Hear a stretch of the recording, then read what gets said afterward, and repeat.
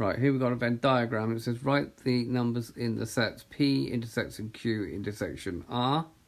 Let's just do that first. So P intersection Q intersection R. Well, that's quite easy.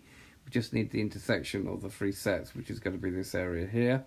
As we're listing members of a set, they really need to go into curly brackets. We've got 3, 5.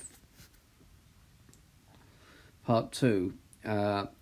P union Q union R. So that's everything that's not in any of the three sets. So that's just going to be the number 10, because we want not that set. And then it says write down P union Q intersection R. Right, so we're going to use this Venn diagram here. Let's just do Q intersection R. That's going to be that bit there. Intersection of Q and R. And then let's shade P, which is that one there. Now, because we want union, okay, we just consider everything that we have shaded here, we will list. Don't matter if it's shaded double or single. So it's going to be 2, 3, 5, 6, 7, and 11 is the answer for that one.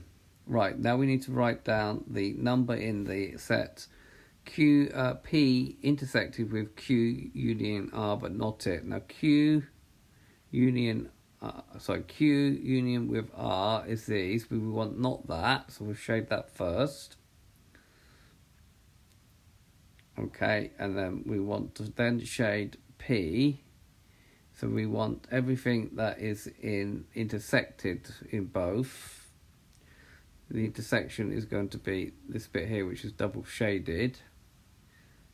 We only consider double shaded. So there's only one element in there. That's number 2. We don't want the actual element. We just want the number of elements in. So the answer is in fact 1. Okay, it doesn't go into curly brackets because we're talking about the number of elements in the set. Then it says describe the set P.